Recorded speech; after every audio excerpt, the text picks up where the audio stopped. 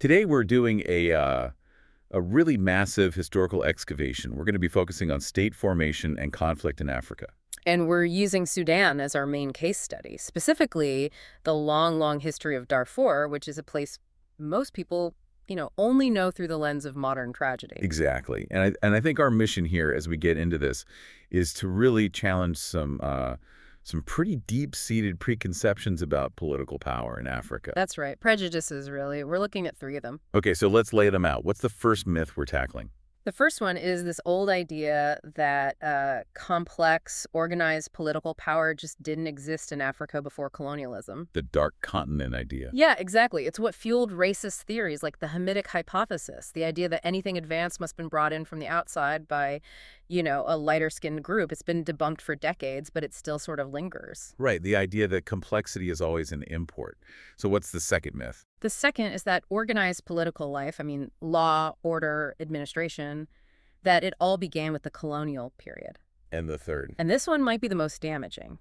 It's the claim that all the ethnic conflict we see today exploded after independence because colonialism ended too soon. Okay, so we're using the history of Sudan to show that all three of those are just fundamentally wrong. Completely wrong. And just to set the stage for everyone, the scale we're talking about here is just immense. Oh, it's huge. Before it split, Sudan was the largest country in Africa. We're talking about a third of the surface area of the United States. And Darfur itself, the region we're focusing on, it's about the size of France. It is. This is not some small, marginal place. It's a canvas for huge, complex statecraft going back centuries. So where does the story really begin? I know academically it goes back thousands of years. It does, right back to the pharaohs, the Nubian kingdoms.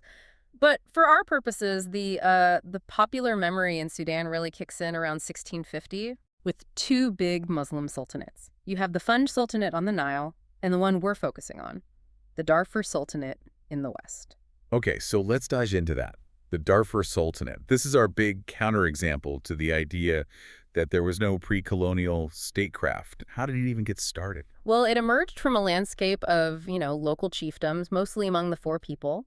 And its main problem was the classic state-building problem. Which is? How do you get all these little local powers to submit to one overarching authority? How do you turn a chief into a subject of a king? So how do you know when they succeeded? The big signal was the establishment of a fixed capital city, Al-Fashir, around 1710. That tells you the centralizing institutions were really in place and working. Okay, so they have a capital. Yeah. But how do you project power out from there? What were the actual tools, the institutions they used? The first, and maybe the most important, was the Hakura system. Hakura? Yeah, a system of landed estates. And it was designed very cleverly to trade access to land for political loyalty. So it's all about centralizing control over the land. Exactly. And there were two main types. Okay, let's break those down. So the first was the administrative Hakura. This was a grant given to an existing tribal chief. On the surface, it looks like the Sultan is just confirming the chief's power. But I'm guessing there's a catch. A big one. The chief only got partial tax exemption, and he could only settle minor disputes. Anything serious, anything that really established sovereignty, that had to go to the Sultan's court. Wow. So you're not crushing the local leaders, you're co-opting them. You let them keep your title, but you take the real legal and financial power. Precisely. Now, the second type was the real game changer. This was the special Hakura. Who got those? These went to court notables, people whose loyalty was directly to the Sultan, not to some local kinship group. These were different. They were written down, recorded in registers. We actually have hundreds of these documents today. So they're formal and official. What did they grant? They offered almost full tax exemption and the right to settle all their own internal disputes. It was basically a form of individual property guaranteed by the state, not by the tribe. So you're creating a new class of elites whose power comes directly from the Sultan, not from their family tree. That's the perfect way to put it. It was a huge shift away from traditional kin-based power and toward a centralized administrative state. Which raises a really interesting question. If you're trying to break the power of local families, where do you find people loyal enough to run this new system?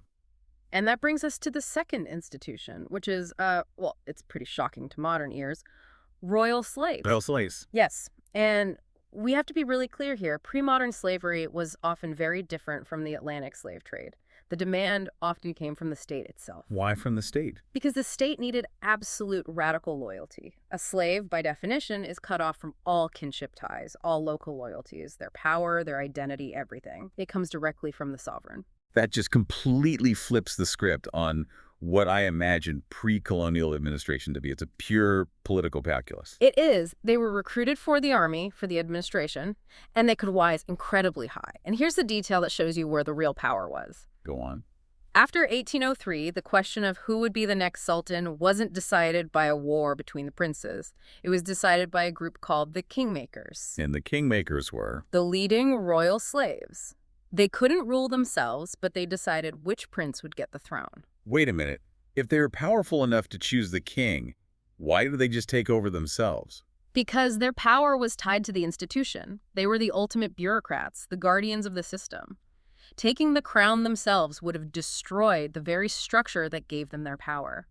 It's a bit like the Mamluks in Egypt, another case of a slave class rising to become the true power behind the throne. So what we're describing is a functional cosmopolitan state with a centralized administration, individual property rights, and a multi-ethnic elite.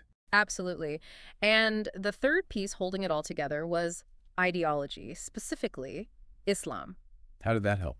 It provided a basis for loyalty beyond kinship, and crucially, it brought literacy through Arabic. That's what allows for a non-face-to-face administration. You can send written orders, keep records. And it made the state more cosmopolitan, right? Hugely. By the end of the 19th century, maybe only a third of the Sultan's subjects were actually for people. Up to 30% were immigrants, many of them holy men from West Africa, called fukura. And I'm guessing they were brought into the system with those special land grants. You got it. They received special hakura, which encouraged even more immigration and helped create these powerful Sufi brotherhoods. They were powerful semi-secular groups operating within the Sultanate's framework. Okay, so this sophisticated system is humming along. Then we get to the late 19th century and it all starts to fall apart. What happened? Two things, really. First, the massive expansion of the global market for slaves, which destabilized the whole economy. And then the arrival of external powers. The Tura, that's the local term for the Ottomans, the Egyptians, and later the British, their arrival leads directly to the Mahdist uprising. A resistance movement led by those holy men, the Fukura. Yes, and their goal was simple. Kick out the imperial powers and create an indigenous Islamic state. So it's politically emancipatory, shaking up these huge empires. But socially, it was very reactionary. Extremely. Brutal enforcement of fixed social roles. But the Mahdi was successful for over a decade. And when the British, under Kitchener, finally defeated his state, well, the response was notoriously savage. I've heard this story. Kitchener desecrated the Mahdi's tomb. He did, and he reportedly had the Mahdi's severed head put on his desk to be used as an ink pot. That's an incredibly violent statement. It shows how threatened they were by this idea of a successful indigenous state. Oh, absolutely. And it forced them to rethink everything. After another regional rebellion in 1924, they changed course completely. They brought in something called the Closed Districts Ordinance and the policy that defines the modern tragedy, indirect rule. So this is the turning point.